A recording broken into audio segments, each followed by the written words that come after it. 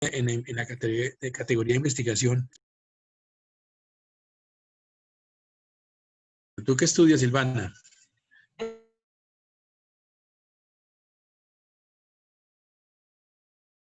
Silvana, ¿en qué semestre vas? Voy en tercero, estoy empezando tercero. Ah, bueno, magnífico. Magnífico.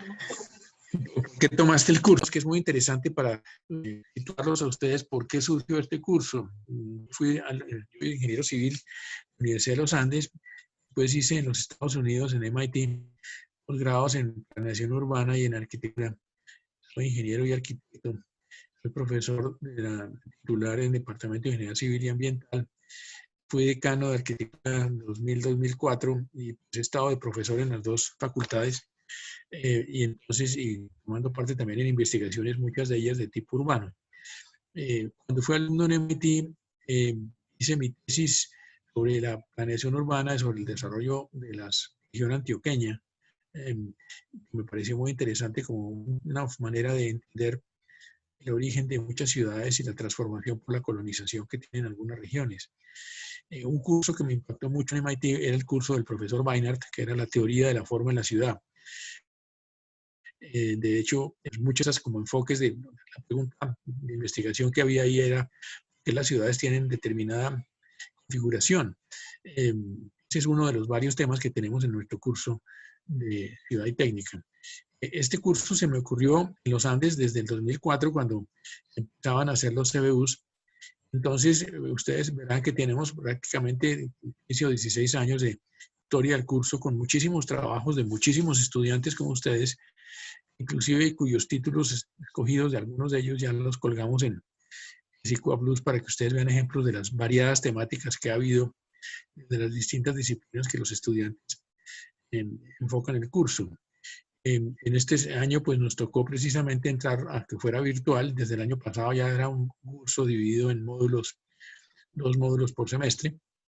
De manera que fue relativamente fácil. Hemos tenido la excelente ayuda de Gabriela. Gabriela es estudiante de arquitectura, pues ha colaborado muy bien con nosotros en la parte final del primer semestre de este año y luego en el curso intersemestral. De manera que me ha sugerido muy importantes mejoras al curso, metodológicas y como buena arquitecta que es, pues nos ayuda mucho en este enfoque. Algunas de las raíces conceptuales del curso tienen que ver con que hay un autor, precisamente escribía hace 100 años, que era Lewis Mumford, norteamericano, un estudioso de los temas urbanos, y él escribió muchísimas obras de investigación precisamente sobre ciudades. Dos de las más importantes son La ciudad en la historia, que es un recuento de panorama general de las ciudades, que el protagonista no es una persona, sino el protagonista es la ciudad. La ciudad es un lugar complejo donde pasan muchas cosas y nos permite una cantidad de conocimientos asociados muy rica. Por último, también asoció en otro trabajo maravilloso llamado Técnica y Civilización, de ahí nuestro nombre del curso, Ciudad y Técnica. Como veo, a algunos atrae y espero que siga atrayendo. Tiene que ver con esa relación entre el estado de la ciudad, el estado de la cultura de la ciudad, el estado del desarrollo. Muchos de ustedes son ingenieros o personas interesadas en precisamente en esa evolución tecnológica. De hecho, el profesor trabaja en cursos que tienen que ver con la historia y en investigaciones que tienen que ver con la historia de la técnica de la construcción, no solamente de la construcción de la arquitectura, los edificios, sino las infraestructuras, las obras públicas. Yo soy miembro de la Academia Colombiana de la Historia, la Ingeniería y las Obras Públicas, y por supuesto este curso tiene un componente, llamémoslo de base histórica, o base geográfica, o base cultural, pues muy importante.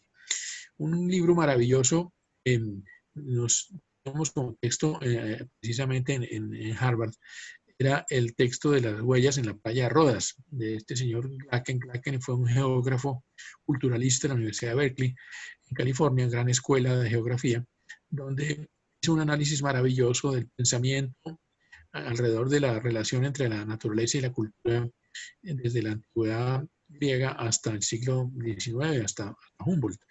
De hecho, hoy en día existe un CBU que se llama Naturaleza y Cultura. Eso es un tema que los antropólogos, digamos, consideran muy importante. Ese texto de Glacken es un texto al cual vamos a hacer muchas referencias en muchos momentos porque tiene que ver con paradigmas, con las ideas que ha habido alrededor de qué son las ciudades, cómo se transforma por los humanos la naturaleza. Las ciudades son esencialmente artificiales. Ustedes entonces están empezando a tener ya en este curso y en todas sesiones virtuales. Vamos a tener las sesiones virtuales que, como tenemos un feriado en esta primera parte del semestre, tenemos 15 sesiones en total. Ustedes van a escoger algunos sitios para, entre comillas, virtualmente hacer visitas, 2 visitas. El profesor ha presentado una lista de lugares que ustedes pueden visitar, todos son bogotanos. Muchos de ustedes son bogotanos o han vivido en Bogotá largo tiempo y tendrán más familiaridad con algunos de esos lugares. Pero para todos los lugares, ustedes van a escoger precisamente en cada visita cuál examinan y cuál estudian. Hay una serie de preguntas sobre el contexto del lugar que tienen que ver con que es muy importante para encontrar el sentido de las ciudades, pues reconocer su espacialidad, reconocer su diversidad, reconocer su topografía, reconocer la historia del lugar, reconocer la ocupación del lugar, las transformaciones del lugar. Esas visitas virtuales van a permitir que ustedes hagan los informes individuales. Naturalmente, cuando no estábamos en pandemia, estas visitas eran visitas directas, inclusive algunas de ellas las hacíamos con el profesor y pues finalmente cuando eso se pueda volver a hacer son siempre muy gratas. Es irreemplazable la experiencia directa de estar oliendo la ciudad o viendo la ciudad. Todos nos hace falta seguramente el campus físico y los compañeros y digamos una sensación presencial mucho más fuerte. Ustedes han visto ya que en Psicoa Plus colgamos una serie de indicaciones sobre cómo hay que hacer lecturas. En el curso hay dos comprobaciones virtuales. Esas comprobaciones virtuales precisamente son sobre lecturas que ustedes escogen y hay siempre en la comprobación hay una lectura principal y hay otras preguntas complementarias. En todo caso, las lecturas, digamos, amplían muchísimo y tienen muchas opciones sobre los distintos temas del curso. El curso tiene una bibliografía muy extensa y no, digamos que la idea precisamente por la virtualidad es concentrarnos, digamos, en un aprovechamiento más concreto de algunas pocas lecturas de formato corto para que ustedes puedan, digamos, hacer una lectura, digamos, ágiles. Las respuestas de las lecturas van a ser en forma de ensayos cortos. Es muy importante, como una de las competencias formativas que el curso tiene que apuntar, es precisamente su capacidad de leer críticamente y su capacidad de escribir con claridad y hacer citas, por ejemplo, de las fuentes que se están utilizando. Por supuesto, en la clase, como ha explicado Gabriela, es muy importante su participación, que estén presentes ojalá no se pierda ninguna participación. Sabemos que hay personas que van a tener dificultades de conexión tecnológica o dificultades locales donde estén. Entonces, por eso las sesiones se graban y finalmente se cuelgan también en Psicoa Plus para que todos las puedan ver. Porque efectivamente, por ejemplo, en las comprobaciones virtuales se hacen preguntas sobre cosas que se han discutido en clases anteriores. Entonces es muy importante que ustedes estén atentos durante la sesión virtual, levanten la mano si hay preguntas y efectivamente durante las sesiones el profesor hace algunas preguntas que tienen que ver con lo que se está exponiendo y da un tiempo muy corto para que el estudiante haga una reflexión, una corta investigación y una contestación sobre esa pregunta y entonces al final de cada clase recogemos esas participaciones, hacemos observaciones y comentarios y eso lo tomamos en la evaluación de esa participación de ustedes.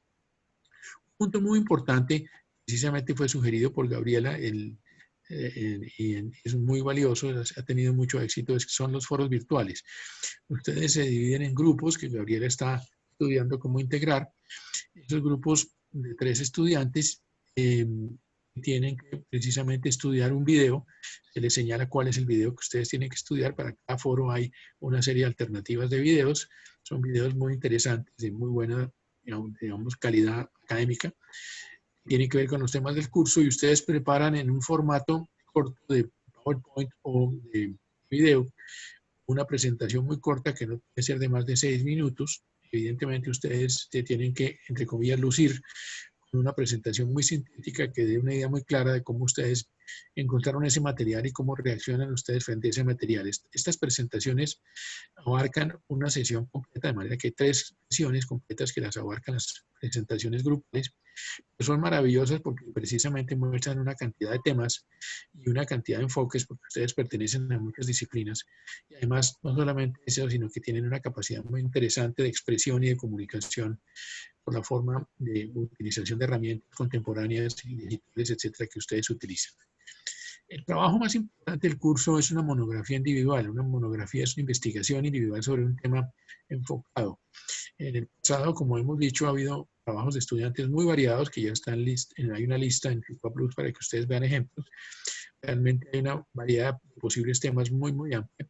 También incluimos en FICUA Plus las rúbricas o criterios o matrices de calificación de cómo evaluamos esas propuestas y cómo evaluamos esos ensayos y ese trabajo final.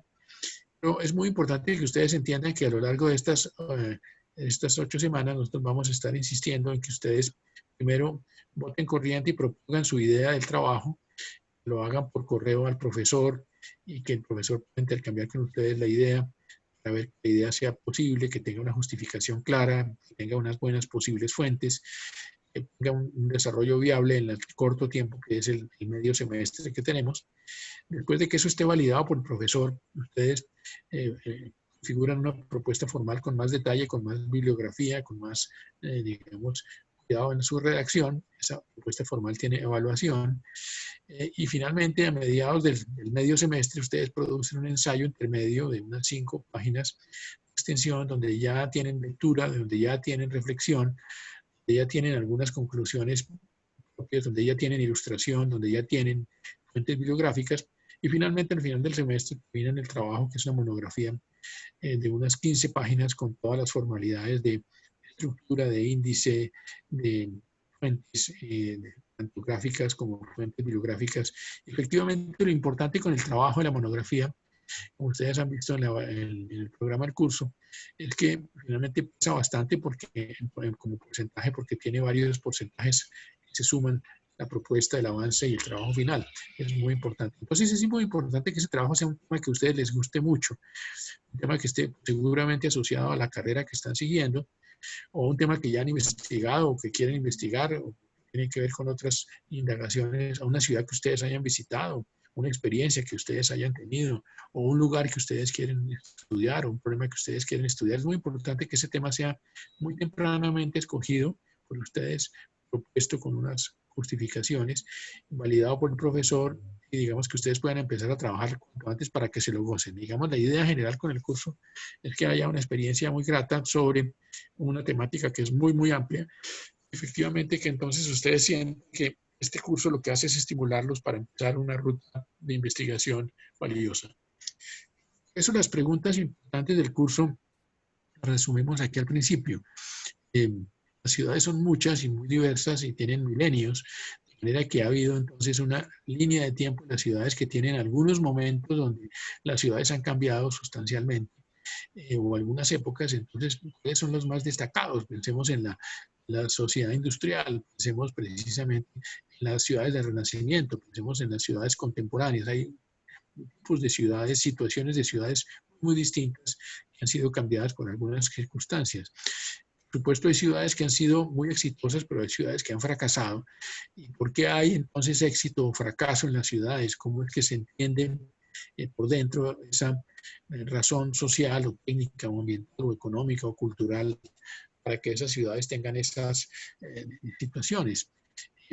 Muchos de ustedes, cuando se habla del curso, se interesan en el curso porque les interesa, por ejemplo, desde la ingeniería civil, o desde la ingeniería industrial, o desde la ingeniería mecánica, o la ingeniería eléctrica, cómo es que la ciudad tiene que ver con la energía, o la ciudad tiene que ver con los recursos naturales, o cómo es que la ciudad se puede anticipar, se puede modelar, se puede planear.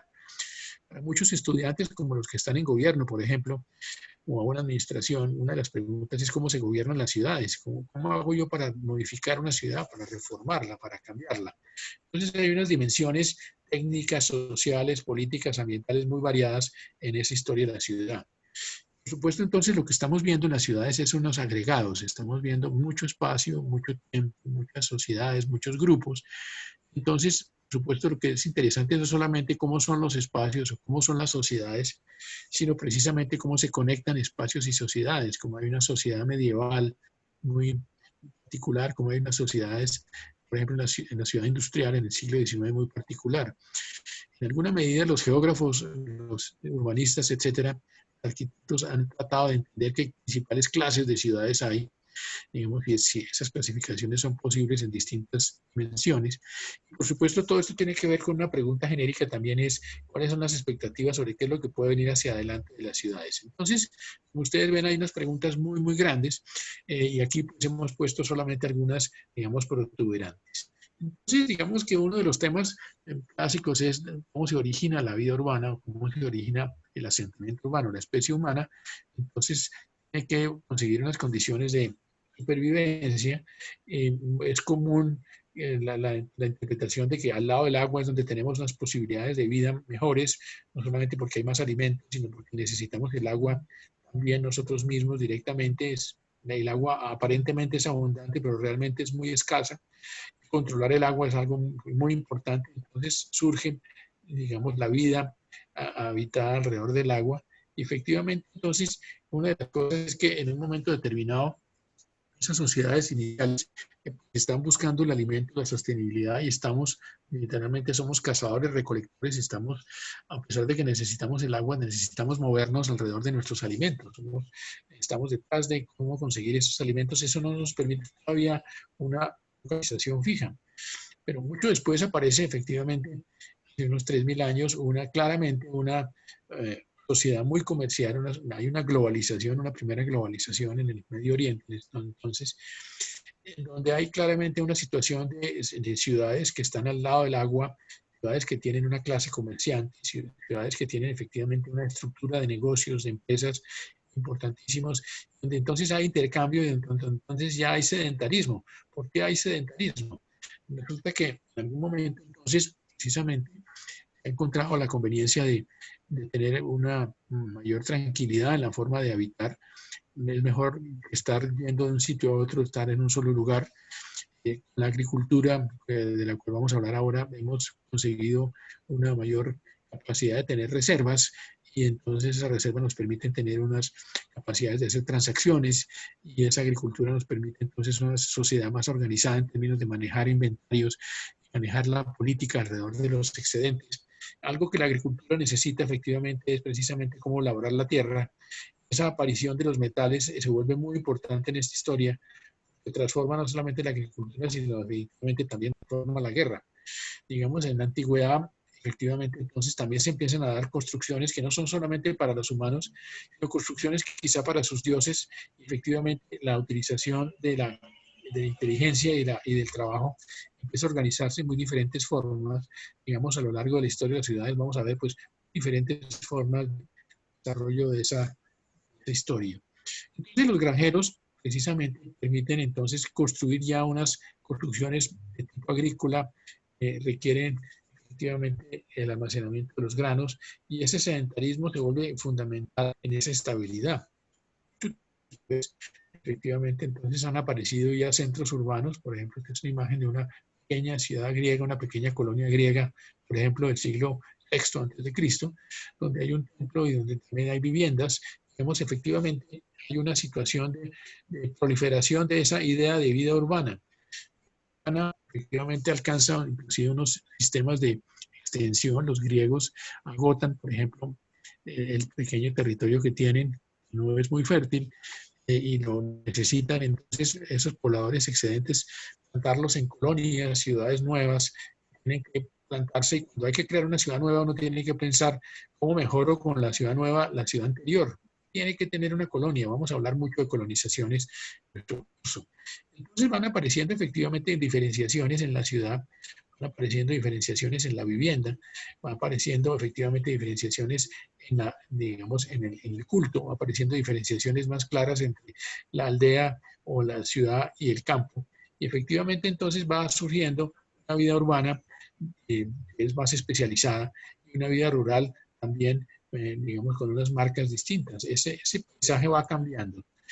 En el momento en que hablemos de las ciudades de la antigüedad egipcia, mesopotámica y particularmente griega, pues vamos a ver la importancia de estas ciudades santuarios, la importancia del culto. El culto sirve no solamente para una unidad cultural, efectivamente, sino una unidad ritual y una unidad, por ejemplo, económica muy importante alrededor del esfuerzo económico del pueblo. Una ciudad como Atenas, precisamente en Tenón, tiene un proyecto cívico enorme que dirige Pericles, que tiene que ver con esos cursos que se dedican por la ciudad y otras ciudades a este culto, y esto significa un programa de mejoras públicas notable. Hay una cosa que es los bienes públicos, los edificios públicos, la arquitectura pública muy importante.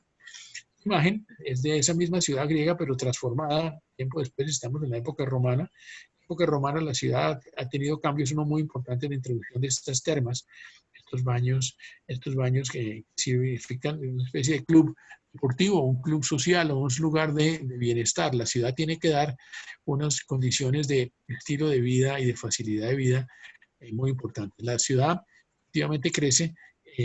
A lo largo de la historia vamos a ver procesos lentos o rápidos de crecimiento. Y la ciudad necesita fortificarse con relación a sus vecinos. Ciudades romanas forman parte de un estado en general se expande durante varios siglos en la zona central del Mediterráneo y Europa occidental, con muchas ciudades fortificadas. Roma crea muchas instituciones, no solamente jurídicas, sino además, digamos, tradiciones. Por ejemplo, las familias son muy importantes en la tradición romana. El derecho romano es muy importante en la constitución del derecho comercial y el derecho, digamos, sobre la tierra, por ejemplo, el derecho civil. Efectivamente, la ciudad romana tiene una cantidad de lugares de reunión muy importantes. Lugares de reunión los vamos a ver desde la ciudad griega, los mercados, el ágora, etcétera, se vuelven muy importantes, pero también los lugares públicos en el sentido de que son lugares comerciales, etcétera. Esa misma ciudad va cambiando y va precisamente algunos cambios los observaremos en distintas épocas para distintas ciudades. Algo interesante en el caso de la ciudad romana son los espectáculos y las grandes infraestructuras que los romanos hacen, pensemos en sus grandes fortificaciones, su gran ingeniería militar, sus grandes acueductos, sus grandes puentes, digamos que sin duda ninguna va apareciendo una técnica que corresponde a un nivel de sociedad distinto. Esos baños públicos romanos son muy complejos en términos de la cantidad de público que manejan, el patrocinio imperial que tienen, el manejo de los vapores, de las aguas, de los combustibles, de los esclavos del público. Los baños públicos efectivamente significan una lectura de la estructura social romana. Esos acueductos romanos significan una gran planeación de la ciudad, una gran organización de la ingeniería, de las tarifas, de las empresas de acueductos. Los baños públicos en la ciudad, las letrinas, significan efectivamente el patrocinio público a esas mejoras urbanas y por supuesto una calidad de vida urbana es la que permite que las ciudades alcancen a tener 1 millón de habitantes. Roma tiene 1 millón de habitantes en el siglo I, finalmente cae bajo los bárbaros en el siglo V y durante un tiempo está sucedida por una especie de vacío, donde no hay ciudades, donde toca esperar a que los monasterios se funden y después de los monasterios las ciudades medievales empiezan a volver a reconstruirse sobre las ciudades romanas. Aquí está la ciudad romana, están muy hacinadas, muy congestionadas, empiezan a surgir cosas como las catedrales. Antes de las catedrales habían surgido los monasterios y las órdenes religiosas, y estos emprendimientos son muy importantes en esa historia de transformación. La sociedad medieval tiene claramente unos señores, claramente una iglesia, claramente unos burgueses. Estos burgueses empiezan a pedir derechos sobre cómo vivir en la ciudad y quieren efectivamente transformar la ciudad. Hay una lucha por el poder en las ciudades que es característico de toda la historia que estamos viendo. Entonces, el paisaje se modifica no solamente en lo físico, sino por supuesto en lo social. En algún momento con las cruzadas, los europeos occidentales conocen los castillos que hacen los musulmanes en el Oriente Medio y efectivamente llega una arquitectura poderosa de castillos a muchísimas ciudades europeas y eso transforma pues muchos de estos lugares. En contraste, en el Renacimiento tenemos entonces una ciudad donde se vuelve muy importante la estética, el espacio público, digamos, unos edificios que ya no son fortalezas, sino que son palacios. Efectivamente, no hay necesidades de defensa, sino mucho más necesidades de cultura. Aquí hay músicos, hay comerciantes, hay fuentes, hay un embellecimiento del espacio público notable. Esta ciudad es notablemente distinta a la ciudad medieval, es una transformación de la ciudad medieval, es una reforma a la ciudad medieval, es una de las muchas reformas que vamos a estar viendo a lo largo de esta historia. Entonces, en un momento determinado, los siglos XVI y XVII, se producen los descubrimientos, se producen unos cambios, revoluciones científicas muy importantes. Hay países muy ricos como Holanda que tienen efectivamente una vida muy municipal muy fuerte. Este orgullo municipal, vamos a ver las ciudades holandesas, vamos a ver las ciudades de la Hansa en el norte de Europa. Hay unas familias de ciudades muy interesantes en la Edad Media y luego en la época del siglo XVI y XVII que tienen que ver con esa riqueza urbana que genera precisamente unas nuevas mentalidades y una nueva actividad. Pero claro, en nuestra historia, en los siglos XVIII y XIX, en el curso van a ser especialmente importantes las ciudades industriales.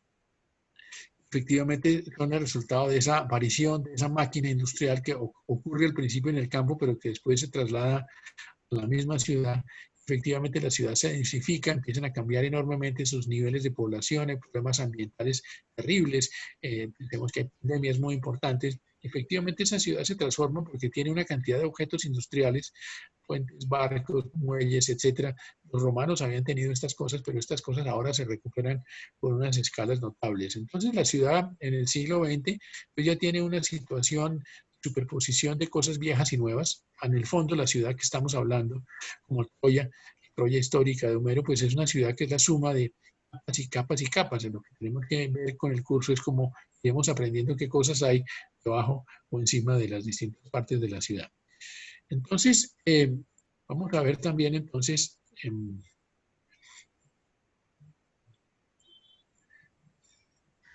viene para ver.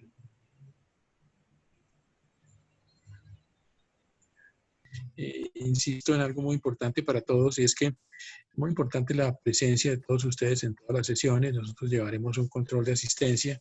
Evidentemente, la universidad nos ha puesto unas pautas muy claras sobre, digamos, condiciones que pueden explicar, justificar que todos tengamos dificultades como las que estamos teniendo en este momento para asistir o para entregar trabajos de distinto tipo.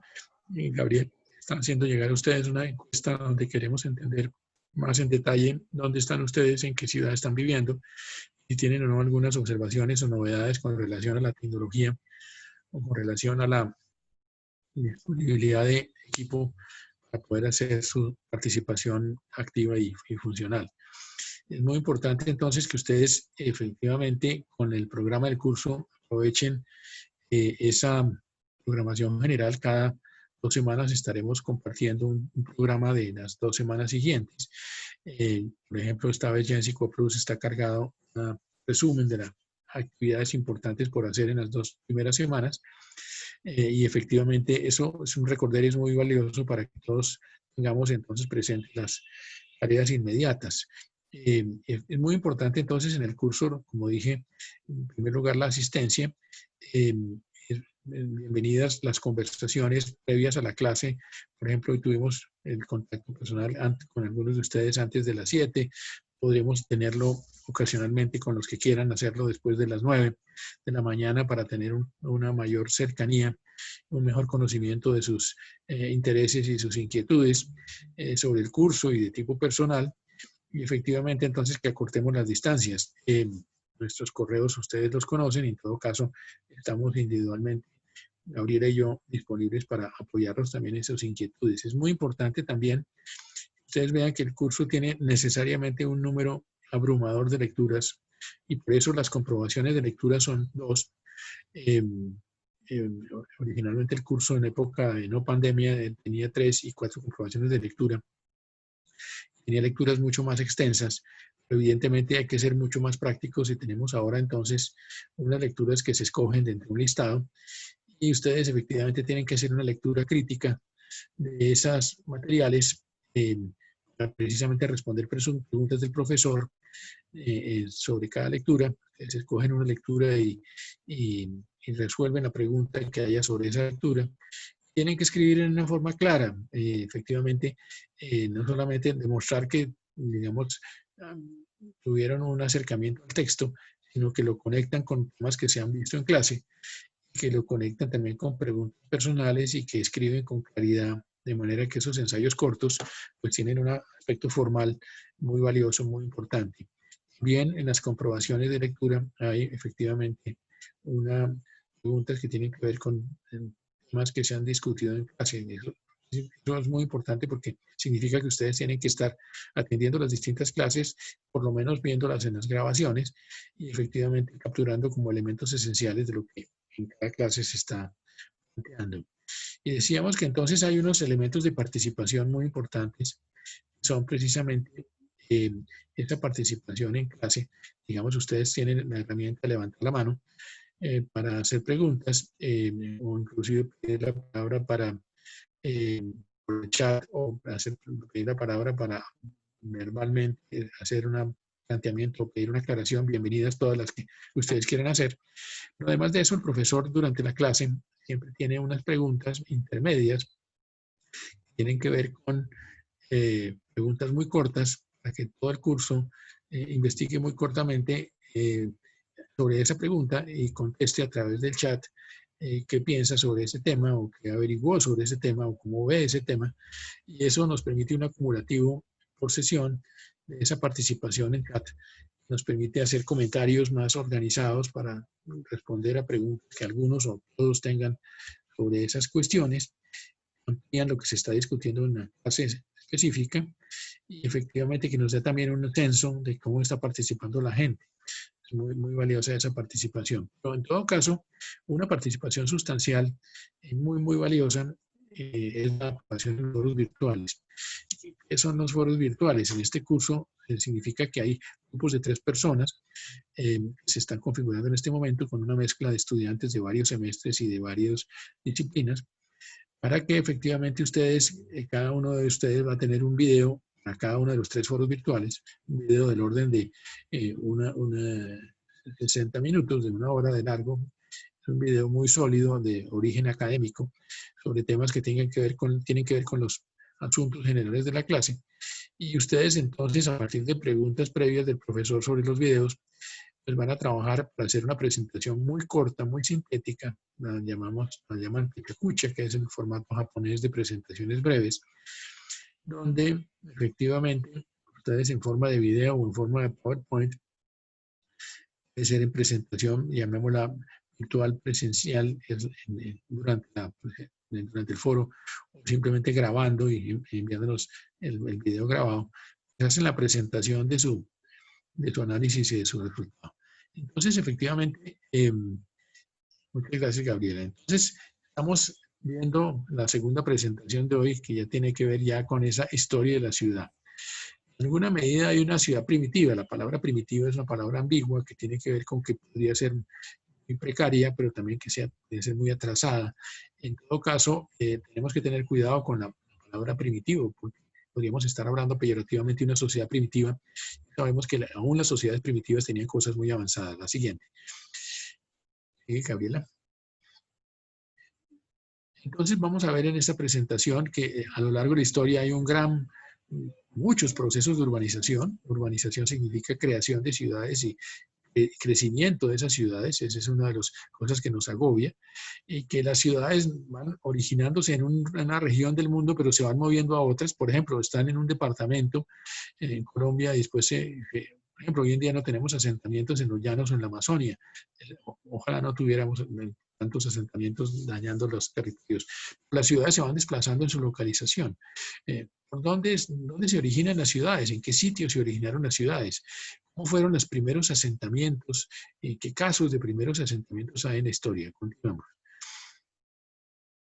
Entonces, evidentemente hay unos tamaños de ciudades, hay unas pocas megalópolis. Tokio tiene 35, 38 millones de habitantes con su área metropolitana. San Paulo y México tienen 25 millones de habitantes. Digamos que Bogotá ya está en un rango de ciudad muy grande. Esta imagen es de 1970, pero en todo caso esta pirámide muestra que lo que hay en el fondo son muchas pequeñas aldeas o muchas pequeñas ciudades, que hay algunos países y algunas regiones y algunas épocas que tienen unas especies de modificaciones sustantivas en este tamaño de las ciudades. En la antigüedad vamos a ver siempre algunas referencias a los tamaños. Babilonia tenía 500.000 habitantes, Atenas tenía 100.000 habitantes, Roma tuvo 1 millón de habitantes. Para volver a tener, Estambul tuvo 500.000 habitantes durante mucho tiempo, como Constantinopla. París y Londres alcanzaron a tener otra vez 1 millón de habitantes en el siglo XIX. Y evidentemente esa población de las ciudades no ha sido continua en absoluto, y por muchas razones, no solo por las pandemias, sino por supuesto por esas dinámicas de competencia entre las ciudades, digamos. Continúa. Entonces, las ciudades arrancan en la imagen anterior. Las ciudades arrancan en muy diferentes lugares. Aquí, por ejemplo, este origen es precisamente el origen de los ríos Tigris y Éufrates en el actual Irak, y también el origen en el río Indo, en el actual Pakistán. A lo largo de los grandes ríos surgieron ciudades, y es bastante lógico en el sentido de que allí hay efectivamente un suelo más fértil, pero hay mucha más agua también, y entonces efectivamente esto permitió unas llamadas civilizaciones hidráulicas. El origen de las ciudades tiene que ver con esa posición de la agricultura. Continuemos. Entonces hay algunas aldeas en el mundo primitivo. Esta es una imagen de un libro donde nos muestra que una aldea puede tener de todas maneras un paisaje muy diferenciado. Este paisaje que vemos ahí no es el campo común y corriente, es un campo transformado por cultivos o por presencia de animales, por presencia de chozas, por presencia de cosas que dentro de esos lugares están. Hay unas cabañas comunitarias, hay unas cabañas familiares, hay unas cabañas religiosas, hay unos sitios de morienda, hay unos sitios para los invitados, hay unos sitios ancestrales, hay unos cementerios. El territorio se está marcando con marcas distintas. Continuemos. Entonces, los arquitectos y los diseñadores saben muy bien que el espacio empieza a tener un valor simbólico muy importante. Esta es la forma como, por ejemplo, hay unos recorridos a lo largo de estas zonas donde hay círculos para danzas, de estas zonas que en ceremonias de iniciación efectivamente se cumplen. Digamos, en alguna medida la ciudad es un sitio teatral, es un sitio donde hay una representación.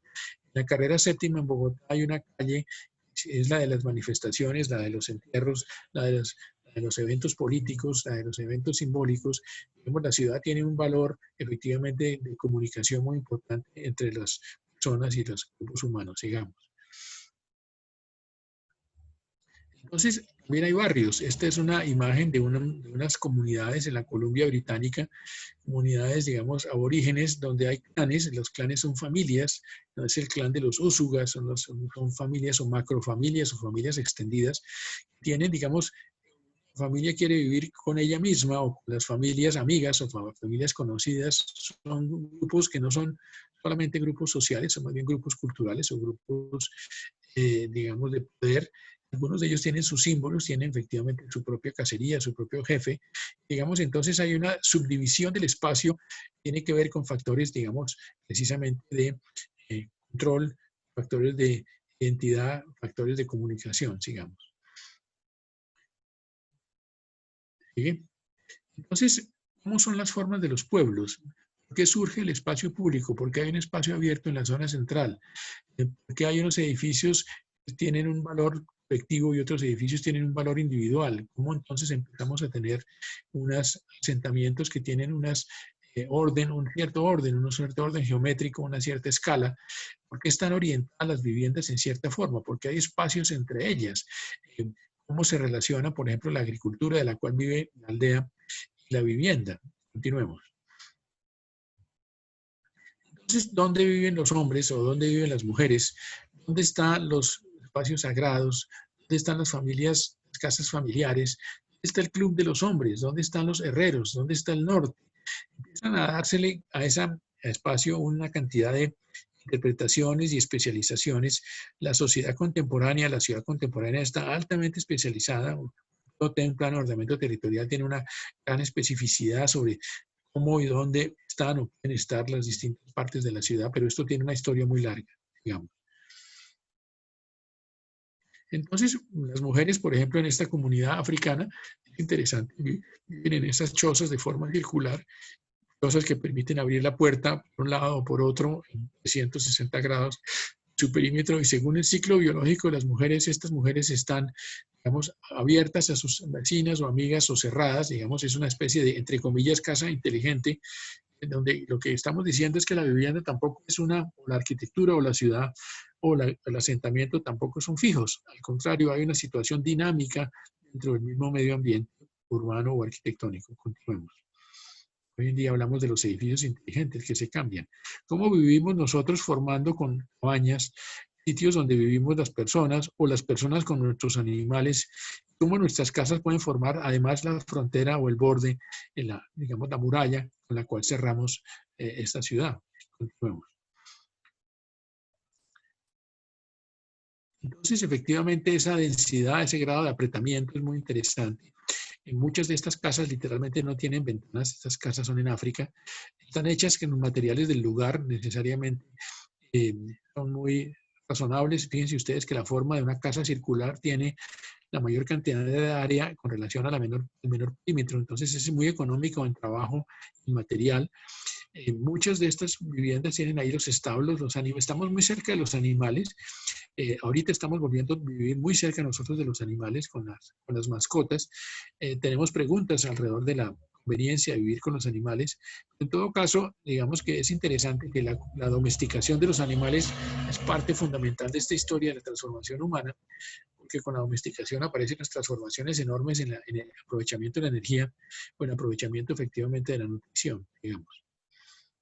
Hoy hablamos de ciudades, continúa. Hoy hablamos de la seguridad alimentaria.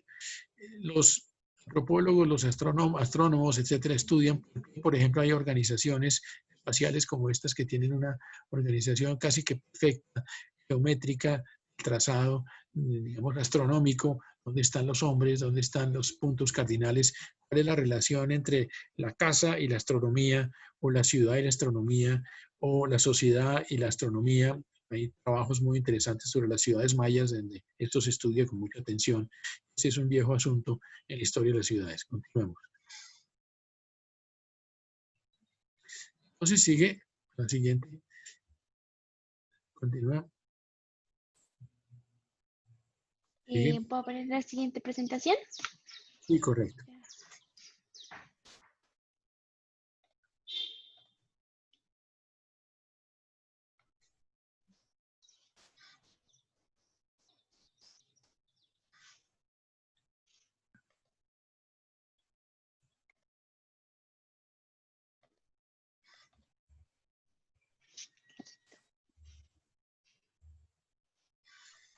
Entonces, efectivamente, en esta presentación lo que hacemos es mirar un poco más en detalle cómo son esas distintas comunidades, cómo es su hábitat. El hábitat es precisamente esa zona donde ellos habitan, es una zona que originalmente estaba, digamos, virgen, pero que ellos la transforman. Nosotros transformamos nuestros lugares. Winston Churchill, el político inglés, decía que los hombres transformamos nuestras casas y nuestras casas nos transforman a nosotros. Hay una interacción, los arquitectos y los diseñadores conocen muy bien sobre esa relación entre las personas y su medio ambiente construido. A lo largo de esta historia vamos a ver cómo han cambiado, por lo menos en los primeros milenios, las técnicas y los materiales. Por supuesto, estamos en una época industrial y básicamente utilizamos materiales del lugar. Y tenemos que ver entonces de una forma muy importante cómo es que participan no solamente las personas, sino las comunidades en la construcción. La construcción de la vivienda o de la ciudad es un asunto colectivo con una cantidad de significados, que esos significados arquitectónicos de las arquitecturas empiezan a ser un valor extra, digámoslo así, no económico, pero muy importante en la identidad y en el valor que las comunidades le asignan a los distintos lugares.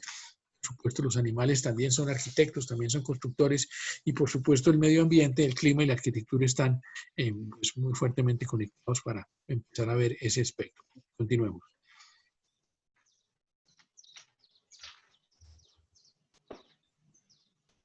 ¿Sigue?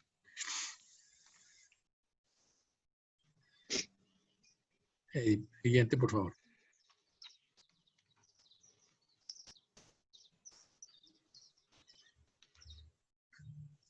Ahí. ¿Y ya la están viendo? Pues Sí. ya voy como, ¿sí? Que Sí, ya voy está como en la bien.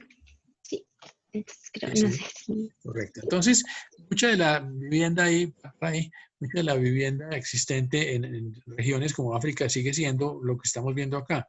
Hechos de paja, hechos de materiales vegetales, digamos, originales, digamos que simplemente se recogen paredes de barro, paredes de piedra, maderas que se cogen del bosque. Digamos, aquí no hay una industria de carpintería, no hay una industria del concreto, no hay un cemento, no hay un material industrial. Efectivamente, por eso muchísimas de estas viviendas en Asia, en África, en América son idénticas. Casi que todo el mundo se inventa la misma vivienda. Hay como una convergencia en ese sentido. Siguiente. ¿Sigue? Pues muy interesante este hábitat, porque este es el hábitat natural. Por ejemplo, los bereberes en el norte de Marruecos tienen cabras o tienen caballos y tienen ganados que tienen que ir pastando y esos pastos se acaban y ellos tienen que vivir detrás de sus ganados. Y entonces ellos tienen que tener estas carpas que son hechas con crin de caballo para habitar. Su hábitat tiene que ser un hábitat desmontable. Seguramente mucha gente, pensemos en la pandemia, tiene que estar moviendo su negocio, moviendo su actividad, digamos. Continúa. También es muy interesante la siguiente. Ahí, en esa imagen, vemos, por ejemplo, viviendas en el norte de África. En el norte de África, al norte del Sahara, hay un gran calor o un gran frío. Vivir debajo de la tierra, como en esas cuevas, significa tener unas paredes muy, muy gruesas, con unos muy buenos aislamientos térmicos, y consecuencia un microclima, digamos, tolerable. Digamos que nosotros, antes de construir, tenemos que meternos en la cueva, por ejemplo, o adaptar la cueva. En alguna medida, la casa también tiene una analogía con una cueva eventualmente. Siguiente. Continuamos. Esta vivienda es muy interesante, es la vivienda de los mongoles, se llama la yurta. Es un clásico. Los mongoles pues montan a caballo, viven a caballo, comen yogur, comen kumis, comen carne de caballo, el famoso steak tartar es carne de caballo cruda. Ellos tienen que estar siguiendo sus rebaños de caballos, son fabulosos jinetes. Efectivamente tienen esta casa, que es una casa fabricada. Ustedes ven que tienen unos huesos como unas especies de armaduras que están hechos en madera. Ellos saben que con calor la madera yo le puedo dar una curvatura permanente. Esto se usa en los muebles escandinavos, por ejemplo, de IKEA. Y esas piezas prefabricadas de madera ellos las unen con esos lazos de una forma muy sencilla. Las piezas prefabricadas, esos cuchillos, esos huesos, esos espinazos, se montan muy fácilmente también sobre los caballos, y encima de eso, cuando se llega a un sitio para habitarlo, se montan peles. Son delgaditas si estamos en verano y son gruesas si estamos en invierno. Además, en el centro se hace ese fogón, entonces se tienen las camas en el perímetro y se tiene efectivamente la situación de los hombres, de las mujeres y los niños en esa habitación. Y esta es la misma habitación por milenios. Es una habitación de una funcionalidad absolutamente extraordinaria en términos de que no se necesita más para vivir. Hay que vivir al lado de los rebaños y hay que montar y desmontar la casa con una gran facilidad. Siguiente. Entonces es muy interesante que como antecesor del edificio industrial de los siglos XVIII y XIX está este establo efectivamente es una gran construcción, digamos, de origen agrícola, de origen ganadero, que se origina, por ejemplo, en la Edad Media, que se copia literalmente después. Por ejemplo, a principio estas estructuras podían ser en madera, hoy en día son metálicas. Digamos, pensemos, este es el mismo galpón que forma un hangar para un avión.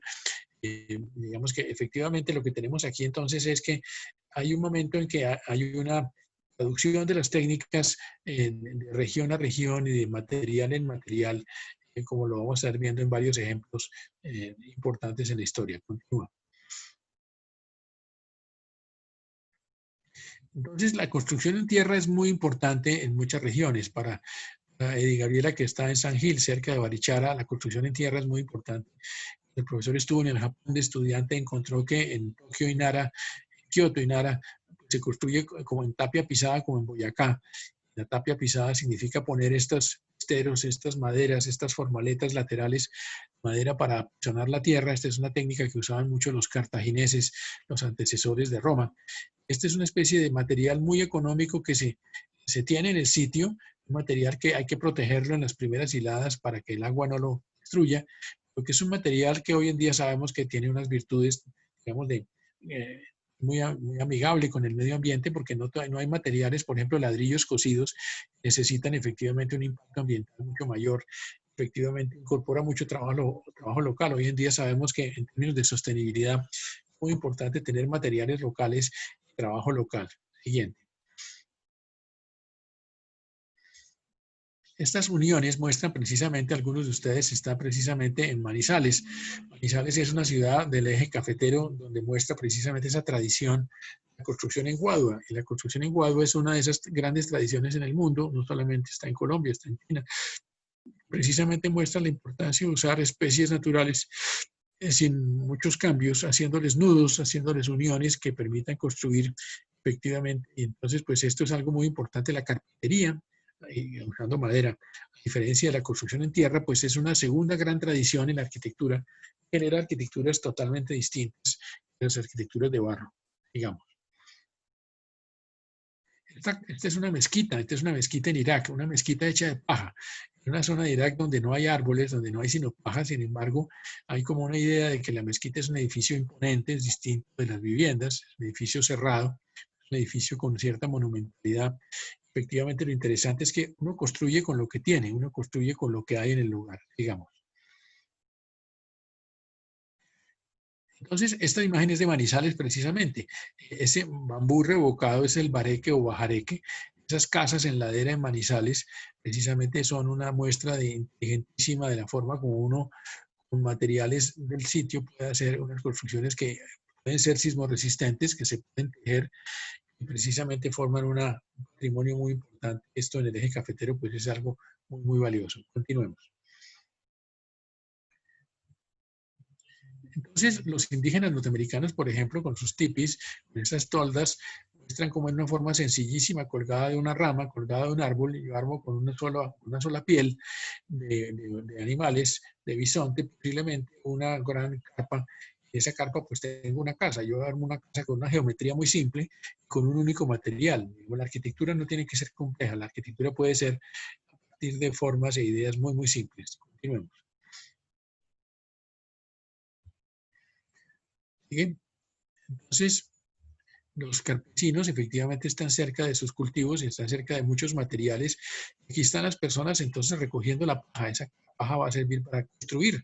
Como la relación entre la agricultura y la construcción es muy directa, la mayor parte de los campesinos son los constructores de sus propias casas. Hoy en día tenemos un problema de vivienda campesina muy serio en Colombia, que se ha perdido la tradición campesina, porque se ha perdido la arquitectura regional, porque hay una gran pobreza en el campo. Este tema de la arquitectura regional, la arquitectura campesina es un tema muy importante. Siguiente.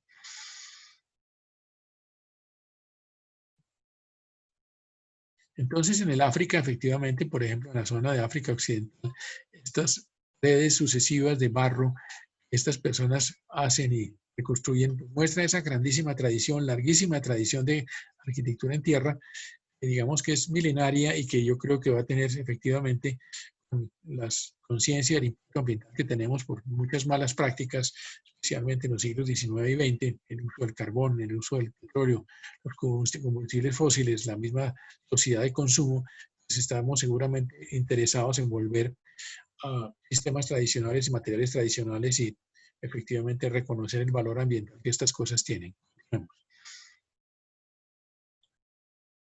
Entonces es interesante en las zonas, por ejemplo, del Pacífico, zona de Oceanía, muchísimos pueblos tienen como estos en Assam, precisamente esto es en cerca de Birmania, unas casas que tienen como unos adornos especiales. ¿Por qué hay adorno? ¿Por qué utilizamos adornos? Los arquitectos discuten mucho, en algunos teóricos como el arquitecto Adolf Loos, de hace 100 años precisamente, un arquitecto austríaco muy destacado, discutía que el exagerado ornamento, los tatuajes, son una especie de símbolo de generación, como de algo innecesario. Y por eso mismo él proponía para la arquitectura moderna que no hubiera, que fuera una arquitectura sin tatuajes, que fuera una arquitectura mínima, minimalista, lisa, sin adornos, pensando que el adorno es una especie de capricho, que el adorno es una especie de, digamos, de situación muy, muy desafiante a veces, tiene que ver con una manera, digamos, de despilfarrar algo y que efectivamente puede ser equivocado. Pero sin duda ninguna el ornamento existe en el arte, existe en la arquitectura, existe en las ciudades. Es una presencia que vale la pena analizar y discutir. Continuemos. Continuemos. Esta imagen es muy importante. Precisamente los inuits, los que llamábamos nosotros antiguamente los esquimales, los pueblos que viven en el norte de Canadá y en Alaska, precisamente son pueblos que tienen que vivir en un día muy, muy corto, en el caso del invierno, con muy pocas horas de luz y de sol. Ellos tienen que, naturalmente, el único material que existe por ahí es el hielo. Y por supuesto, entonces ellos tienen que conocer muy bien el hielo que les sirve para poder construir sus iglús.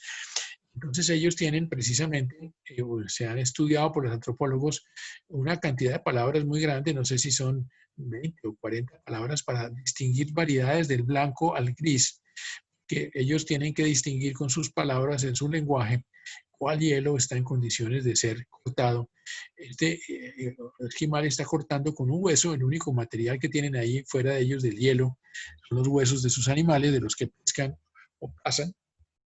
Entonces con eso hacen sus herramientas. Por supuesto aquí no hay ninguna edad del hierro, ni edad de los metales, ni edad de la piedra. Aquí es la edad del hielo, literalmente, la era del hielo. Ellos están cortando ese hielo, ellos saben que está, los que son caleños saben que el cholao es delicioso, el cholao es el helado de fruta con mucho hielo picado, y el cholao entonces es más o menos consistente, más o menos duro el hielo. Entonces este esquimal, este inuit, está probando tan fácil es de cortar. Los hombres cortan estos bloques con la misma medida siempre. Ellos no tienen un metro, no tienen un flexómetro para tomar la medida, pero culturalmente se ha grabado que ya hay un buen tamaño de bloque.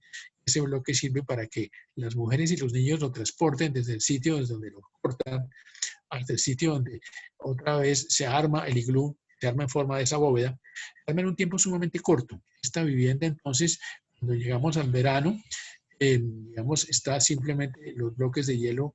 Cuando estamos en invierno le ponen por dentro pieles y efectivamente en todo caso es un prodigio de aislamiento térmico. Como tiene forma circular y no tiene esquinas, entonces no tiene pérdidas térmicas en las esquinas.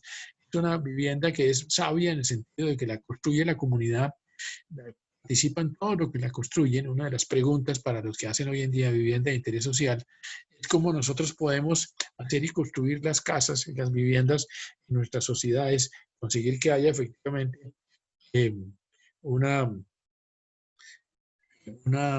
participación colectiva, un sentimiento de apropiación. Siguiente.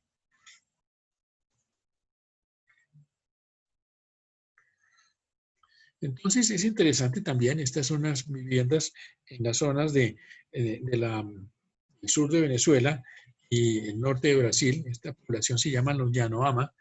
Yanomami son un pueblo que precisamente tiene estas, en arquitectura llamamos este techo una media agua, literalmente es una cubierta pajiza, no es de dos aguas, no tiene tejado de doble pendiente sencilla, pero con esas techos puestos en esa forma, ellos forman un conjunto urbano completo que empieza a tener una personalidad de espacio, digamos, hay una plaza, hay un espacio común. Como con las casas formo las aldeas, yo como con las casas y las aldeas formo las ciudades, como con las partes formo el conjunto. Es un punto importante en esta historia. Sí, sigamos. Entonces, efectivamente, estas poblaciones van modificando esa geometría. Digamos, aquí en el curso vamos a estar viendo un poco la historia de la casa, un poco la historia del espacio público, un poco también la historia de la transformación de los materiales. La siguiente. Efectivamente, en la siguiente. Vemos cómo los mongoles precisamente están calentando precisamente esa madera para poder transformar y darle curva a eso. Ahí vemos precisamente cómo están construyendo su yurta y efectivamente en la imagen siguiente estamos viendo cómo precisamente están armando la yurta y es un tejido absolutamente funcional. Digamos que para nosotros es sorprendente la simplicidad. Ellos no tienen un arquitecto, no tienen un instituto de vivienda oficial, tienen una vivienda que forma parte de su comunidad, de su ADN social y efectivamente de un valor poderoso. ¿Cómo hace uno para que algo se mantenga por tantos siglos? Porque es muy útil, porque es muy funcional, porque está prestando un servicio muy bueno, porque tiene mucho sentido para ellos. Digamos, en ese sentido también las tradiciones preservan unos valores muy, muy importantes. La siguiente. Estamos entonces en la Amazonia colombiana. No sé cuántos de ustedes conozcan la Amazonia, pero en la Amazonia hay un sitio, digamos, al norte de Leticia, cerca del río Putumayo, donde estamos a cerca de 0 grados, 0 minutos, 24 segundos, prácticamente en el puro Ecuador, como posición astronómica. Ahí están estas malocas. Hay muchas malocas en la Amazonia, hay malocas de muy diferentes geometrías, de muy diferentes pueblos, como se puede ver en el libro de Guidoni, que está mencionado ahí. Pero esta maloca es muy interesante porque tiene una orientación perfecta oriente-occidente. Lo interesante del trabajo de los antropólogos de la Universidad de los Andes de los años 70 sobre estos pueblos es que los barazanas, se llaman la tribu, tienen efectivamente unas ventanas laterales arriba del techo en la maloca y entonces los barazanas no dicen son las 9 de la mañana, sino el sol está en la tercera viga. La casa es un reloj. La casa es un reloj porque sirve para medir el tiempo, medir las épocas en que ellos deben hacer cosechas. La casa, la maloca, es una casa comunal, es una gran casa colectiva. En algunas malocas caben hasta 150 personas. malocas pueden durar de 5 a 7 años mientras se deterioran sus materiales, sobre todo deteriora el medio ambiente de las vecindades, las famosas chacras o zonas de parcelas donde ellos cultivan. La maloca es tan grande que tiene zonas donde viven las mujeres, o donde viven los niños, o donde viven los ancianos, donde se hacen rezos o donde se hacen cocina, digamos, y entonces la maloca efectivamente es una casa comunal que significa esa cohesión de los pueblos amazónicos, pero también en muchas de ellas, como esta que acabamos de mencionar de los Barazana, es un sentido arquitectónico y astronómico extraordinario, sigamos. Entonces, estas otras malocas muestran precisamente esa diversidad, digamos, de interpretaciones que la arquitectura, el urbanismo, la vivienda ha venido dando a lo largo de la historia. ¿Por qué hago yo superficies curvas? ¿Por qué los tejados en Oriente son curvos? Es una pregunta muy importante, pregunta para todos ustedes. ¿Por qué razón en la arquitectura china, coreana o japonesa los techos de las viviendas tradicionales o de las pagodas tradicionales son curvos? ¿No es más fácil hacer techos rectos que curvos? ¿Cuál es la explicación para que haya techos curvos en esas arquitecturas de Oriente? En 3 minutos.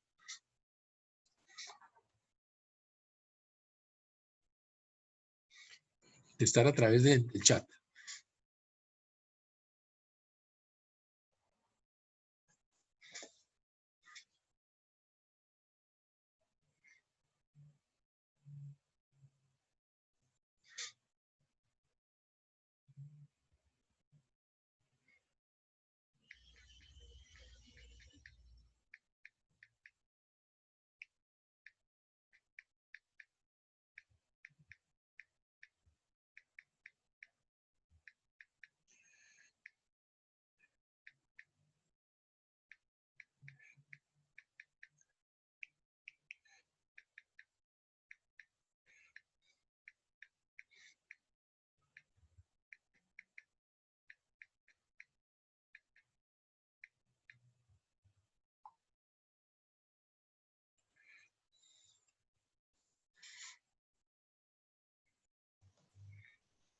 Se encuentra ahí la pregunta también en el chat. Sí, Entonces, para los que no pueden encontrar en la barra de herramientas inferior de la plataforma de Zoom, aparece la opción de chat y ahí mismo pueden pues, adjuntar la respuesta a las preguntas.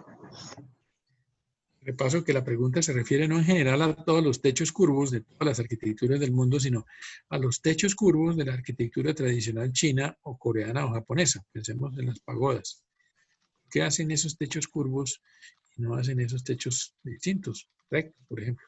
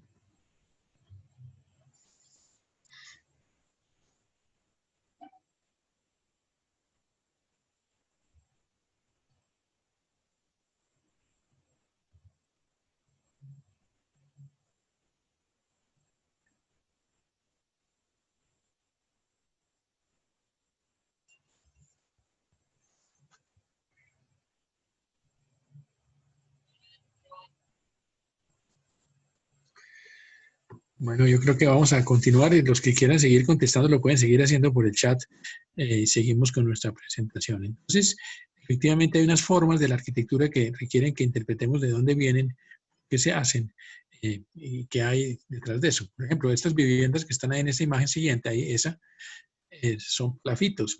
Decimos que Venezuela, el término Venezuela viene de Pequeña Venecia, cuando los españoles llegaron al Golfo de Maracaibo. En el siglo XVI encontraron que los habitantes del Golfo vivían en casas en palafitos. Venecia la vamos a estudiar en detalle, es una hermosa ciudad que se originó en palafitos y después literalmente se hicieron las islas. Pero ¿cómo vivimos sobre el agua o con el agua? Esa es una de las preguntas. Seguramente muchas viviendas estuvieron siempre al lado del agua y muchas ciudades. Hoy en día, por el cambio climático, estamos muy preocupados con la forma como se va a afectar nuestra vivienda al lado del agua. Siguiente.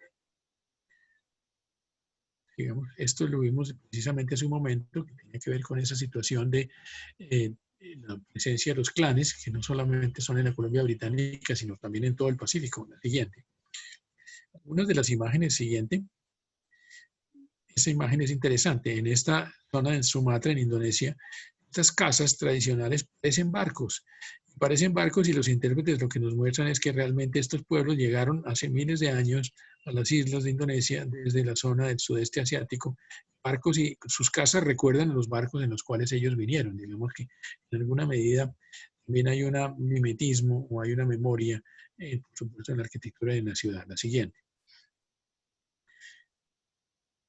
Entonces, los maoríes de Nueva Zelanda precisamente son una comunidad muy fuerte ideológicamente, políticamente, son muy fuertes en la constitución y en los partidos políticos de Nueva Zelanda. Precisamente son muy fuertes sus arquitecturas en cuanto a la cantidad de decoración que tienen esas maderas talladas. Tienen todos sus símbolos, digamos, está grabada en su arquitectura, digamos, su mitología, sus recuerdos, sus símbolos importantes. Continuemos. Entonces, efectivamente, en muchos de estos pueblos, en Vancouver, en Canadá, vemos precisamente esa presencia. A veces nosotros decimos que hay figuras, porque hay imágenes. Cuando hablemos de Constantinopla, Estambul, del siglo V al siglo XV, vamos a ver la guerra de los iconoclastas, de cómo se destruyeron las imágenes, precisamente porque Mahoma, por ejemplo, también quería en el islamismo que no hubiera imágenes para que no hubiera idolatría. Porque hay imágenes, digamos. Continuemos. Entonces es interesante la arquitectura de barro, precisamente es muy maleable, es como hacer escultura, es como hacer efectivamente cerámica. En la cerámica, digamos, esta casa no la hemos cocinado, pero yo podría ponerle, algún arquitecto en Villa de Leyva hizo eso, le pone ramas encima y la cocina, y entonces la vuelve una olla de barro, digamos, en qué medida pasamos del puro barro a la cerámica es algo muy importante. La siguiente. Continuemos. Ahí. Esto es muy interesante. Esta imagen, esta casa en Ghana en el occidente de África, estas casas, sobre todo la imagen a la derecha, es un conjunto de casas de un solo piso. Uno diría que es un multifamiliar, uno no diría que eso es una ciudad o que es una aldea, eso es un conjunto. ¿Qué nombre le ponemos? Uno puede caminar por el techo y entra a las casas por el techo, no entra a las casas por la puerta. De hecho, no tiene puertas laterales, sino muy pocas, para darle mucha seguridad con relación a los animales o a los intrusos. Está muy buena en relación a la protección del clima muy, muy fuerte que haya. Las casas están, digamos, ventiladas e iluminadas por los patios que tienen iluminación cenital. Evidentemente está construida en lo que llamaríamos ahora un estilo orgánico, digamos, un estilo en que ahí no hay ángulos rectos, en que efectivamente, por supuesto, no son materiales industriales, digamos. Continuemos. Estas paredes de esta casa, precisamente en el occidente de África, también muestran forma como las paredes de barro están acomodados los muebles. Todo está hecho en tierra, todo está hecho en barro y piedra. Los muebles se parecen a las formas humanas, tienen curvas, como tienen curvas nuestro cuerpo. Entonces, la vivienda es una vivienda orgánica. Pensemos que este estilo arquitectónico es distintísimo de otros estilos posteriores, donde se construye con otros climas o con otra mentalidad o con otros materiales. Vamos a ver precisamente una variedad de culturas y sociedades construyendo de una forma muy distinta, digamos. Entonces, ¿cómo mantener el barro? Esta es una torre de una mezquita, precisamente, y entonces hay que dejar esos palos para que ese andamio sirva para estar haciendo mantenimientos, aunque no llueve ahí, el barro con el sol se cuartea y hay que estar haciéndole revoques, revestimientos. Continuamos. Es muy interesante. En la zona de China, precisamente, hay una situación donde hay unos vientos muy fuertes, hay un desierto muy caliente o muy frío, donde hay una cantidad de polvo de las arenas del desierto que es imposible vivir en la superficie. Entonces los chinos viven en esa zona, en esas casas que están enterradas y que forman como patios. Es muy interesante porque esta fue la inspiración, digamos, del edificio siguiente, ¿sí? Es el edificio de la UNESCO en París, algunos de ustedes lo podrán conocer cerca de la Torre Eiffel, que tiene una terraza verde en su parte superior. El edificio es, entre comillas, enterrado. Fíjense las casas de París, las tradicionales al fondo. Y efectivamente, entonces, lo que tenemos es una arquitectura que tiene una conciencia de que en relación al nivel del suelo tiene que tomar un partido y decir, yo cómo me hago, entierro o me elevo, yo hago rascacielos o hago vivienda enterrada. Y una pregunta para ustedes, para bien. ¿Cuál es la explicación de hacer viviendas enterradas? ¿Cuál puede ser el futuro de la vivienda enterrada?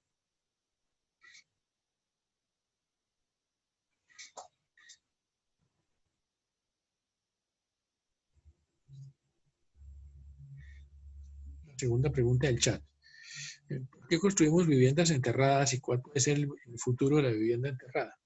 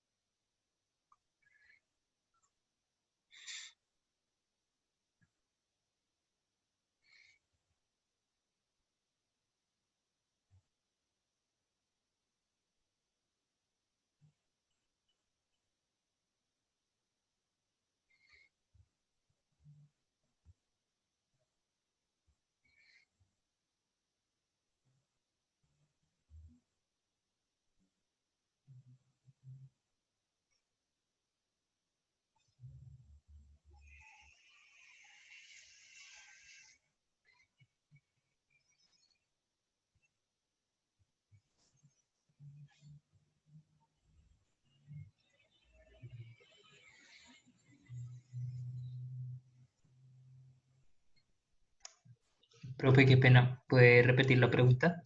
Y la pregunta es, ¿por qué se construyen viviendas enterradas? ¿Cómo podrían ser las viviendas enterradas del futuro?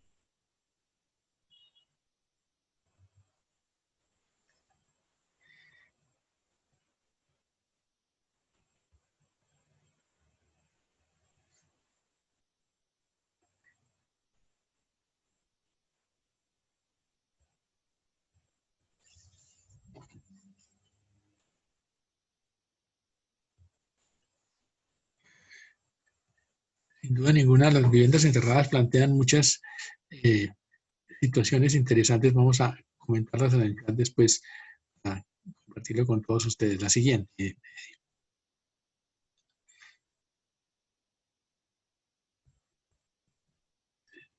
Entonces, en algún momento vivimos en los árboles. Muchos de nosotros tuvimos en la infancia, o vivimos o quisimos tener una casa en el árbol. ¿Por qué vivir en los árboles? ¿Por qué vivía la humanidad en los árboles? Otra pregunta para ustedes.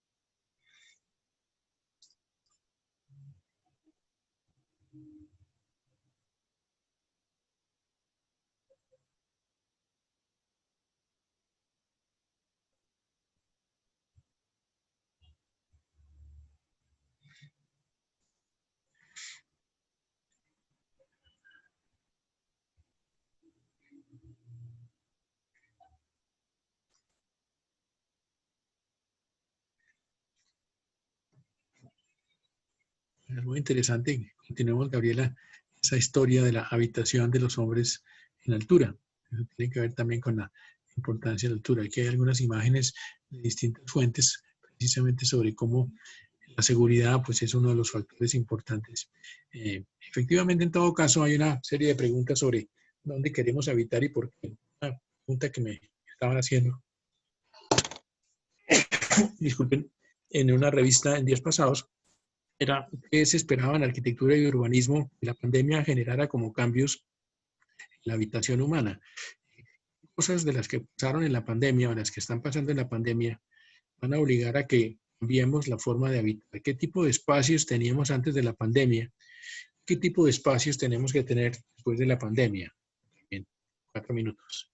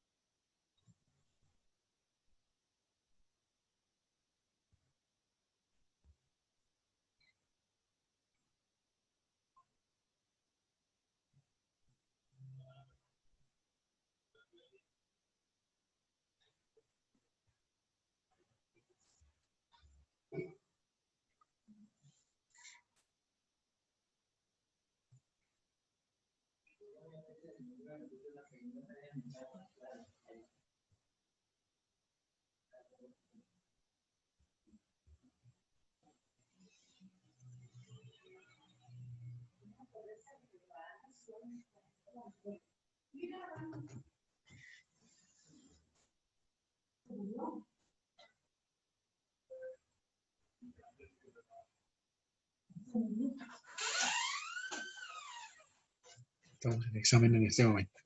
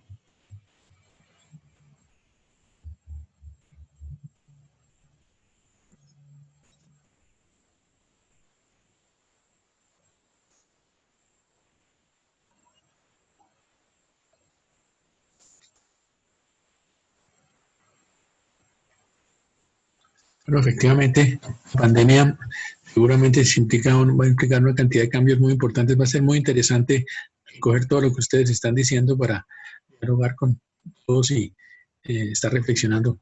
Hay muchos cambios de la vista y efectivamente esto está provocando, ayer hablaba con alguien que trabaja en el sector inmobiliario, decía que hay mucho movimiento, digamos también una pregunta, que hay mucho movimiento inmobiliario en la mitad de una pandemia es algo absolutamente sorprendente. La imagen que tenemos aquí enfrente es un sistema de represas. Hay una serie de represas chiquitas, represas medianas, represas grandes. Una pregunta, ¿por qué los castores, son esos animalitos de los cuales se hacen gorros, en Canadá, en los Estados Unidos, construyen represas empezando por las chiquitas, siguiendo con las medianas y terminando con las grandes? ¿Para qué hacen represas? ¿Por qué hacen represas empezando por las represas chiquitas?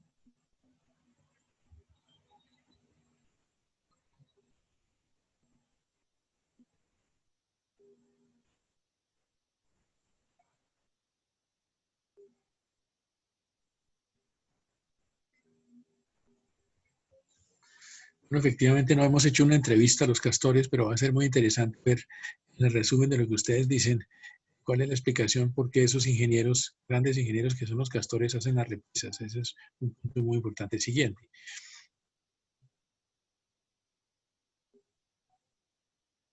Sí, Gabriela. Entonces, una cosa también muy importante es esta imagen. Efectivamente, no solamente tenemos que hacer casas subterráneas por alguna razón, sino tenemos que hacer conductos subterráneos. De hecho, en nuestro curso CBU, grandes proyectos, hablamos mucho de los túneles, hablamos mucho de este tipo de situaciones. Hay unos topos, no solamente los topos del M-19 robándose las armas del Cantón Norte, o los topos que se roban, digamos, sedes bancarias, sino efectivamente esta necesidad de tener unos grandes sistemas de digamos, de desarrollo urbano a partir de lo que vamos a ver. Por ejemplo, el metro de Londres en 1861, el primer metro enterrado. Bogotá hasta ahora va a empezar su metro, no lo va a hacer enterrado precisamente por un gran debate alrededor del costo y las oportunidades que había precisamente Metro versus Peñalosa con relación al metro, pero es un punto muy interesante que la construcción subterránea es algo que ha estado, digamos, visible allí con los topos y sigue siendo cada vez más importante a nivel internacional. Pensemos en las grandes hidroeléctricas, las grandes cavernas que se han construido para, por ejemplo, los refugios nucleares. Siguiente. Siguiente. Entonces, esta imagen es muy interesante. En el sur de África, precisamente, existen unas termitas son muy sensibles a las variaciones fuertes de temperatura. Ya hay veranos muy calientes, inviernos muy fríos, y estas especies no resisten sino variaciones del orden de 10 grados centígrados, más o menos 10 grados centígrados, porque mueren. Entonces ellas han generado unos termiteros que son literalmente como unos obeliscos, como unas grandes columnas, como unos grandes lugares donde ellas habitan. Están construidos con materiales que ellos mismos segregan, son sus, digamos, su segregación, son sus heces. Las paredes están hechas de ese pan de yuca. Ese pan de yuca tiene mucho aire intermedio y por eso mismo ese pan de yuca es muy buen aislante térmico. Por eso entonces los veranos o los inviernos exteriores están controlados por esa no solamente espesor de pared, sino por esa condición aislante, esa cantidad de aire que tiene la pared intermedia. Y entonces eso salva a la especie y le permite vivir ahí. Hay miteros hasta de 15 metros de altura, o sea, un edificio de 5 pisos de altura. Pensemos que eso es algo notable. Pero pensemos además que en la hora de las vacas flacas, pensemos ahora toda la gente tratando de sacar de las pensiones en la pandemia para tener acceso a los recursos, al ahorro. Cuando hay época de vacas flacas, en la época de los termiteros, ellas se comen las paredes de su casa. Es como si yo tengo una casa y la subdivido porque tengo que sacar un local para ganarme un alquiler y vivir de ello.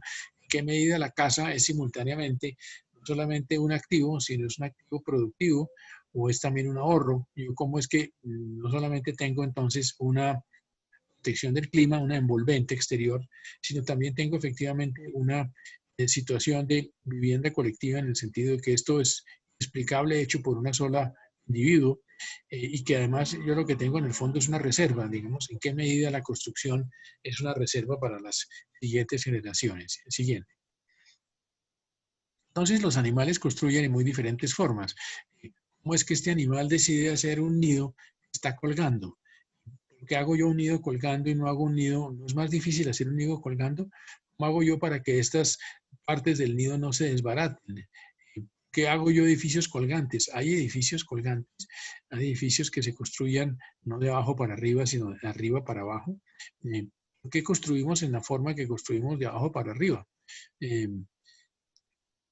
Pregunta para todos. ¿Por qué construimos de abajo para arriba y no de arriba para abajo? ¿Qué ventajas tendría construir de abajo para arriba o de arriba para abajo?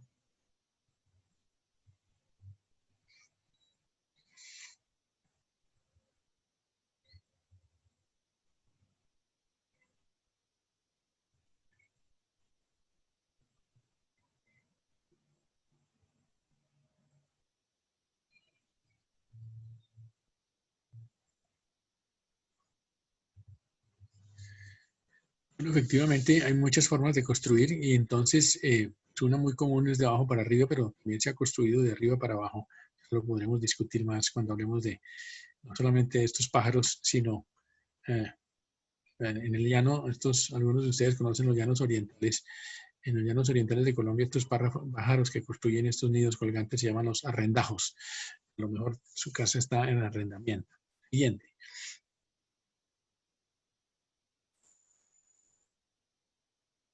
Continuamos.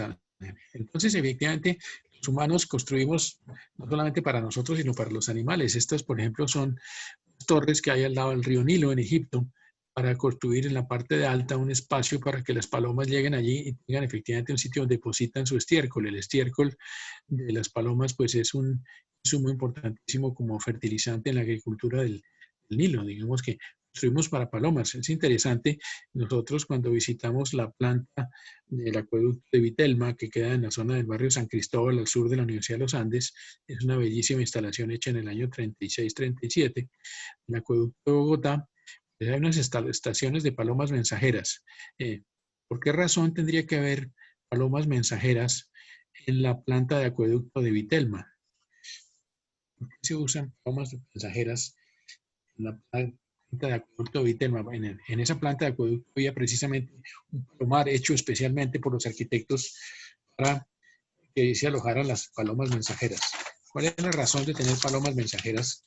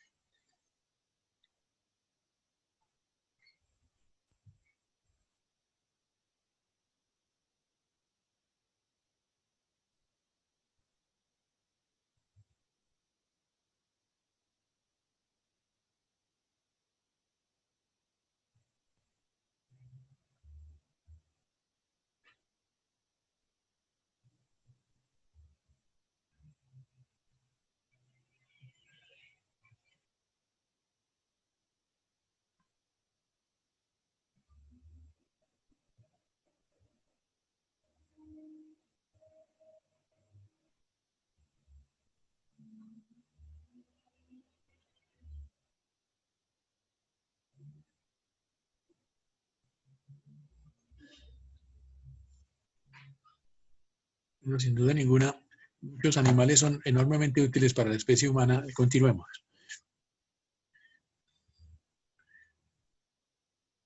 Entonces, efectivamente, algo que estamos viendo en el curso y vamos a seguir viendo es cómo, además de construir para los animales o con los animales, construimos también para los dioses, construimos para nuestros conceptos más, llamémoslos, elevados o sofisticados. Estas megaconstrucciones, todos nos atraen con distintos videos y documentos muestran cómo en el pasado, sin grúas, sin computadores, se elevaban estas grandes piedras en observatorios como el de Stonehenge. Vamos a seguir hablando de esto en el curso. Sigamos. Efectivamente que estas fortalezas como las de Sacsayhuamán cerca del Cusco, hecha por los incas, pues reflejan esa capacidad humana con medios muy sencillos hacer grandes construcciones. Eso es otra admirable. Continuemos. Efectivamente, la forma como vemos con la arqueología y con la historia, he encontrado cómo los antiguos efectivamente construían muy diferentes formas. Ahí, digamos, la arqueología nos está dando una cantidad de raíces sobre cómo se construyó en la antigüedad. Continuemos. Sí. Efectivamente, como hay una arquitectura móvil, hay una arquitectura, es interesante. ¿Por qué tengo yo que mover un edificio? ¿Por qué se tuvo que mover el edificio Cudecom? C-U-D-E-C-O-M. Se tuvo que mover el edificio Cudecom en Bogotá en 1974. ¿Qué representó?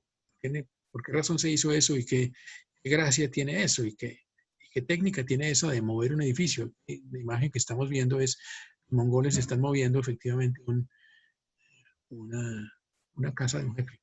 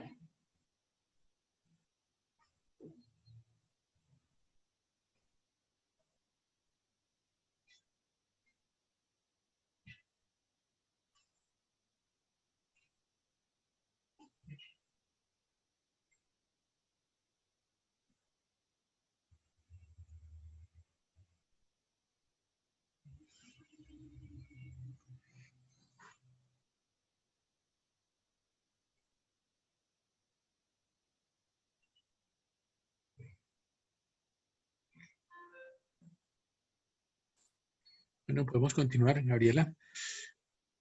Entonces, los que se quieren desconectar ya pueden hacerlo. Muchas gracias a todos. Espero que miren con atención el programa y estaremos viéndonos en la próxima sesión el miércoles. Que sigan pendientes ahí, precisamente los que quieran seguir contestando, pueden seguirlo contestando, el chat, los chats que hay ahí, es muy interesante. ¿Quieres poner la imagen 50, Gabriela? La imagen 50 es muy interesante. La imagen 50 nos muestra cómo hay una colectividad, en este caso unas lavanderas, unidas en un pueblo español. Precisamente están, pues, Instagram, todas están hablando y dele que dele Facebook. Digamos que la colectividad está claramente, hoy en día en la pandemia sería impensable una lavandería. Posiblemente las lavanderías están sufriendo en la pandemia, pero las preguntas es cuáles son los servicios públicos en las ciudades y cómo efectivamente las ciudades necesitan unos espacios de colectividad. Siguiente. Efectivamente, el espacio público como la Plaza de Toros sirve no solamente para Plaza de Toros, sino para ejecución de condenados o para actos sacramentales o para procesiones, digamos.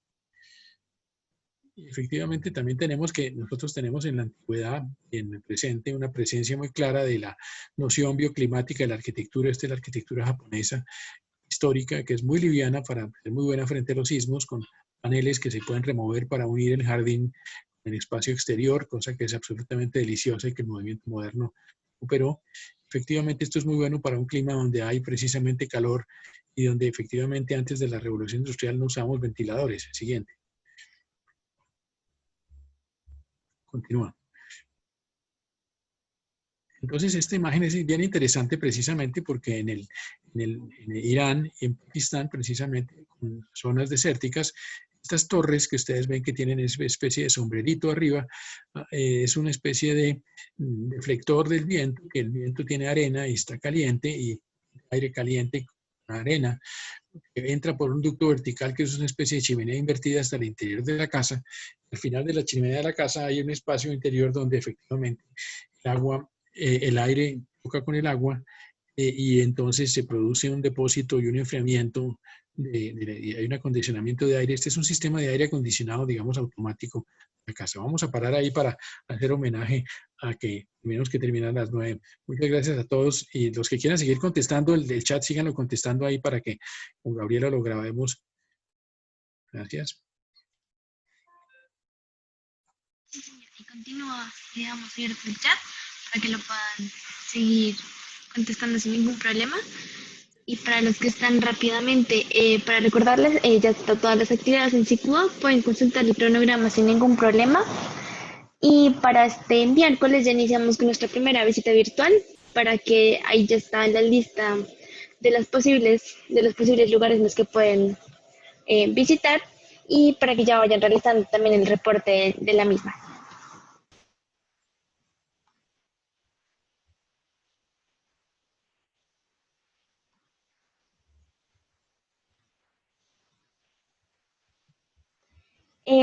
El cronograma está ahí directamente en la página de contenidos, aparece entregas en la próxima semana, también hay un archivo en el que pueden encontrar, o también está el cronograma directamente ahí desde el banner principal del programa, del curso.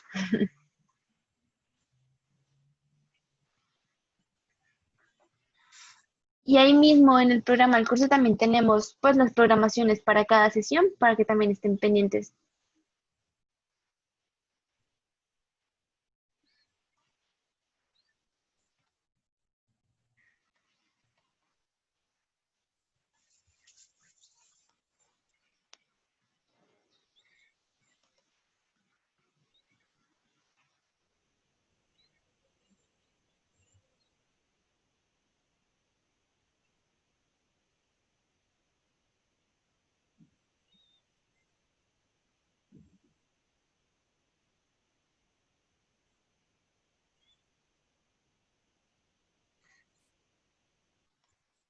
Ya si quieren les subo un anuncio para donde se les refiere de una vez al cronograma del curso, para que no tengan ningún problema en encontrarlo.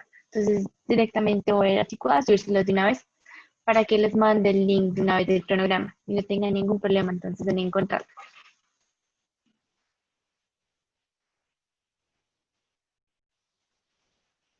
Entonces, feliz día para todos.